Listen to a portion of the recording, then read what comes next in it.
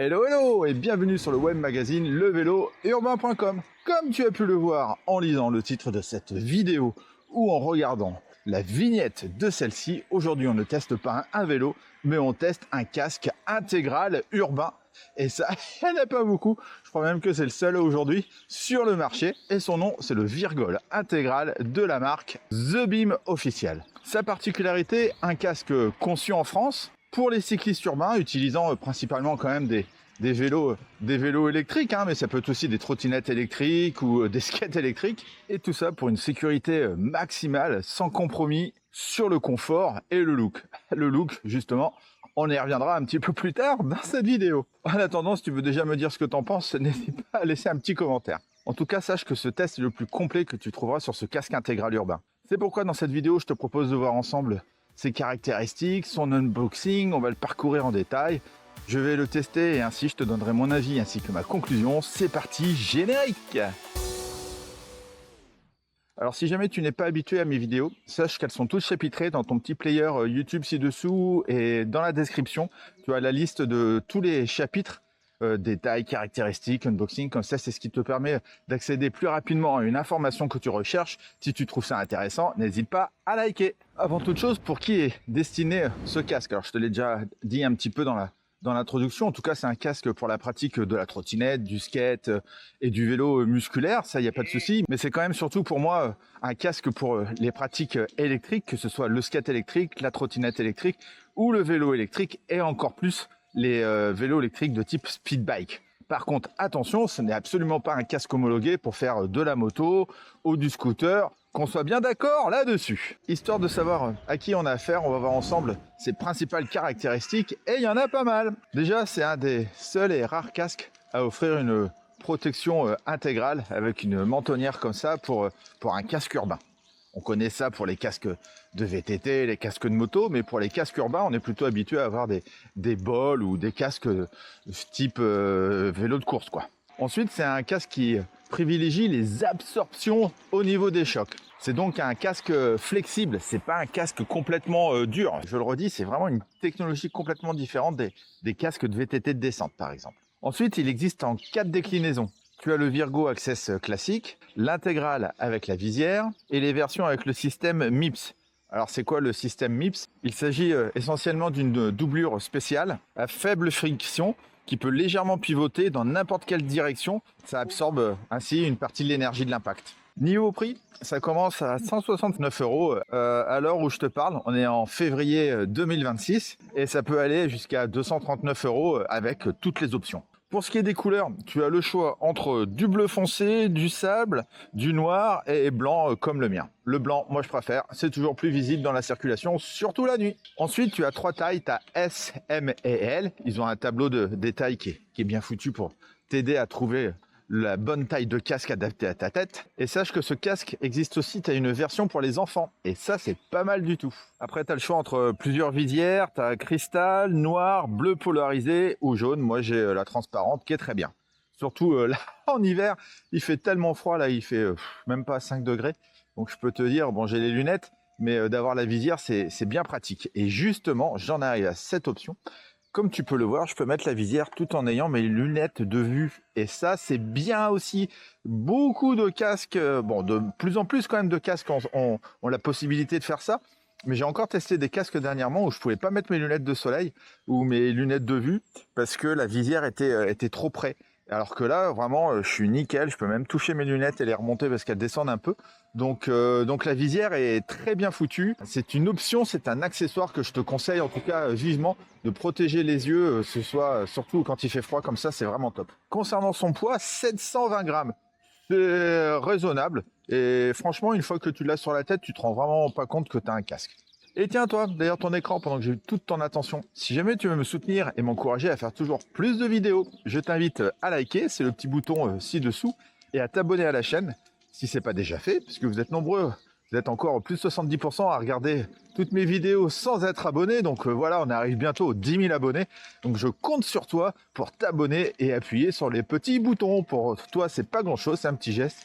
Et de mon côté, c'est ce qui favorisera l'algorithme YouTube à mettre plus facilement cette vidéo en avant et donc la chaîne et à me permettre de proposer toujours plus de contenu. Alors par avance, je te remercie.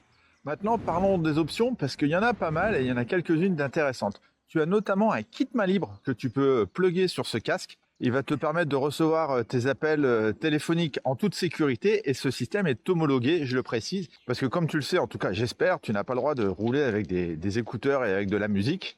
Par contre, tu peux rouler avec ce système et ils ont pas mal d'autres accessoires, vraiment, je te laisse les parcourir, c'est pas mal du tout. Tu peux aller sur thebeamofficiel.com, je te mets le lien dans la description. Maintenant, unboxing. Quand tu achètes le casque, tu le reçois dans une belle boîte avec le casque à l'intérieur qui est protégé dans une housse et qui est enrobé dans plein de boules de mousse de polystyrène. Ça, c'est un petit peu dommage. Je trouve que toutes ces boules de polystyrène, c'est pas très écolo à notre époque.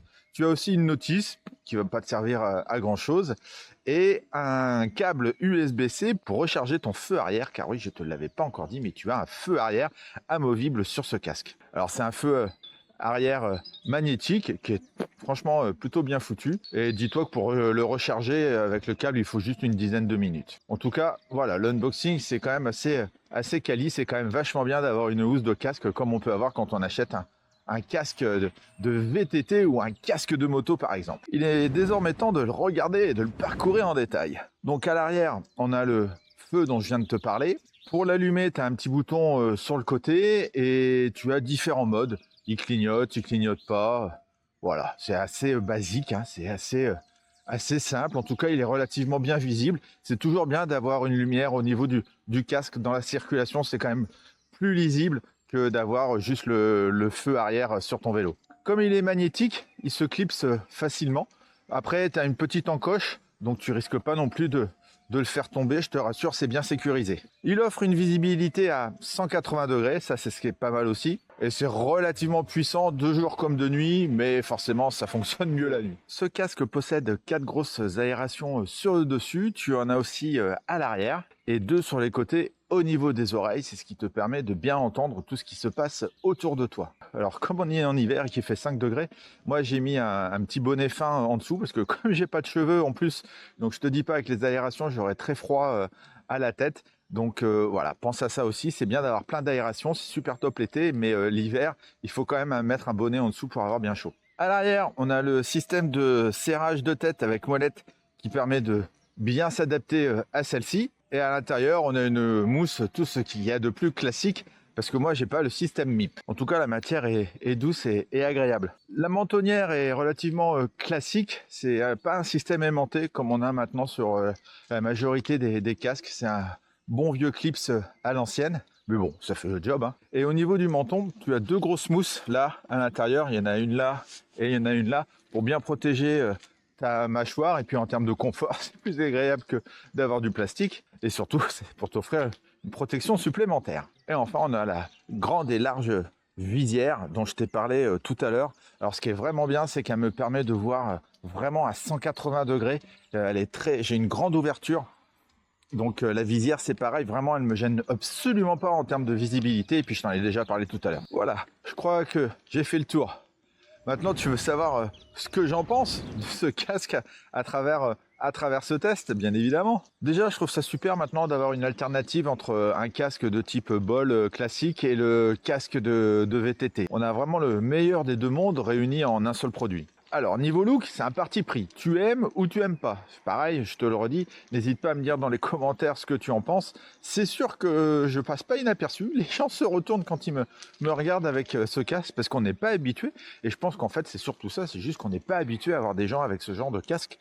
Alors que pourtant, c'est une protection quand même supplémentaire. Et on sait, il y a quand même pas mal d'accidents en milieu urbain. À vélo, on est de plus en plus de pratiquants. C'est de plus en plus compliqué au niveau des pistes cyclables. Donc plus on a de sécurité, mieux c'est pour notre vie. Perso, moi je trouve que le design de ce casque, il est quand même assez réussi. Il n'est pas très imposant malgré une protection intégrale. Il est bien rond à l'intérieur, il s'adapte vraiment bien à la forme de ma tête. Il est très confortable. La visière est vraiment top, elle est bien grande et bien large. Elle ne gêne absolument pas ma vision. J'aime bien le fait d'avoir les oreilles dégagées aussi. C'est ce qui te permet de bien entendre ce qui se passe autour de toi, ce que n'ont pas les casques intégraux de type VTT justement. Ensuite, c'est cool d'avoir une lumière à l'arrière. Ça coûte pas grand-chose et c'est bien de l'avoir mis. C'est toujours un plus aussi au niveau de la sécurité. Cela fait maintenant 20 km que je roule, même 25 km que je roule avec ce casque et je l'ai complètement oublié. Je n'ai plus l'impression d'avoir un casque sur la tête. Je me sens vraiment en sécurité, bien protégé et il ne me gêne absolument en rien du tout. Il s'adapte vraiment bien à la forme de ton crâne et puis tu peux vraiment le régler comme tu veux. Et les axes d'amélioration, car le produit parfait n'existe pas. Au niveau de la mentonnière, je préfère quand même avoir les systèmes aimantés, c'est plus rapide à mettre et à enlever. Je trouve ça dommage de ne pas avoir de mousse à ce niveau-là devant. Ça aurait été, je pense, une petite protection supplémentaire au niveau de mon menton. Là, ça m'inquiète un petit peu. Mais bon, normalement, c'est bien étudié, hein.